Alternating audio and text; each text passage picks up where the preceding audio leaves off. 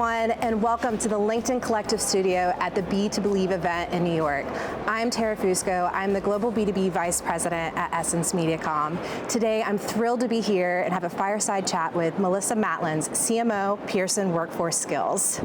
Today, we're going to talk about some of the dynamic changes in the B2B marketing landscape. We're going to pinpoint some of the in-demand skills, analyze those skills, and then talk about the future of work and marketing roles itself.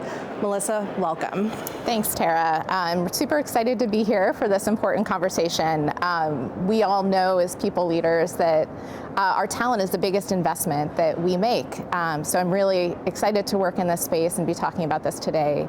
I think it's one of the biggest levers that we can pull for performance. Fantastic. Well, let's go ahead and dig into the questions. So first, as AI continues to integrate into our workplace, how do you see it changing the role of the marketer in the next 5 years?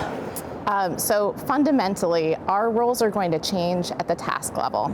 And what this means is that some of the work that we do today is going to be augmented by AI, and some of it is actually going to be entirely automated away.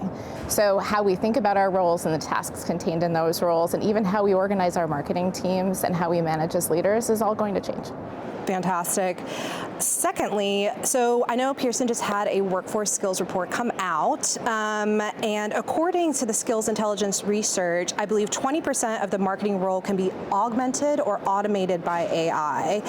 What task are you thinking specifically do you see impacting, and how are you preparing for this shift? Yeah, that's right. So if you think about what this actually means, it means that everybody on your team, including yourself, now has a day a week that's free for higher value work. So if you think about all the different ways that AI is currently impacting in your role, and then you magnify that, it actually opens up some exciting opportunities for where you spend your time. So as an example, a huge part of my process is making sure that I'm talking to customers and I understand their wants and needs and desires. I can use AI to augment that work, but freeing up time to do more of that meaningful work, which is a huge part of my process, is going to be really valuable for me, even if that's augmented by AI. It ultimately means that I can do more of it. And that's a fantastic segue just to talk about some of the skills that kind of are overtaking a marketer's daily lives. And traditionally, marketing is really centered around these specialties, and whether that is those day-to-day tasks, whether it's ABM or email or demand or content marketing. And with AI really tapping into every area, how are you prepping your future talent strategy? Yeah. So when I think about what gets automated away and what gets augmented, there's things like analysis and also other things like content production, where a lot of augmentable and automatable tasks are going to be overtaken by AI. That doesn't necessarily mean that you rethink how much of that work or how much talent that you need to do those things.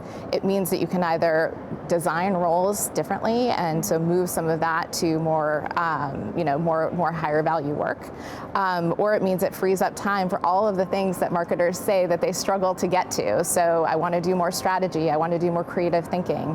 Ultimately, this means that you're going to have some more time for that.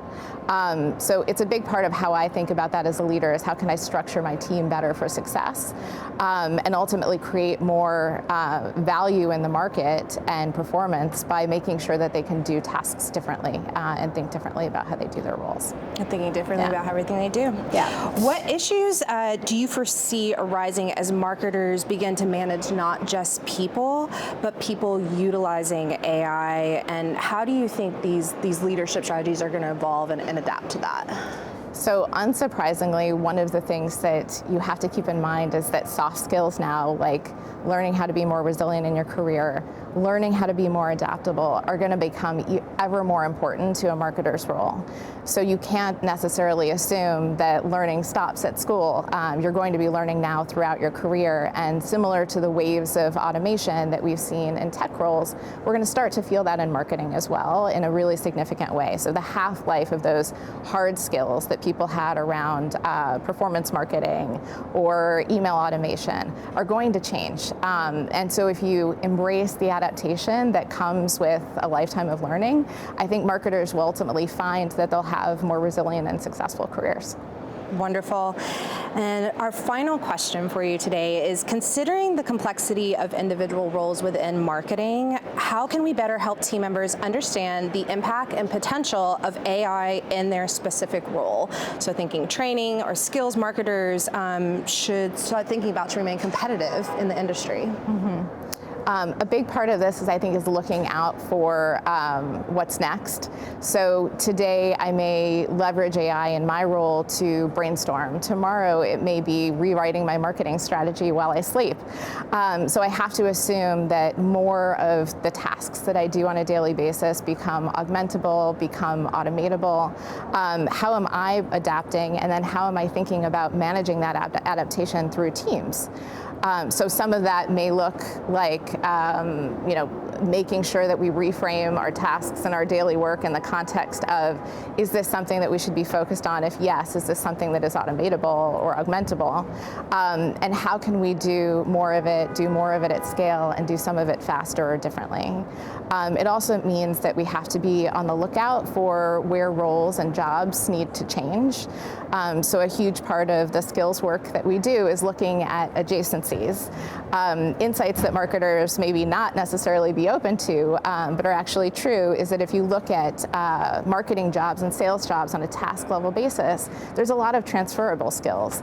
So this also opens up potentially new opportunities in other areas that maybe marketers haven't considered.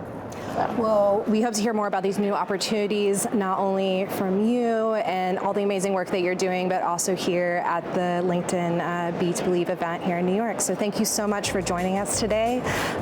Really insightful perspectives from, again, Melissa Matlins, CMO of Pearson Workforce Skills. I'd like to thank you everyone for joining us today, and we look forward to more amazing content later on.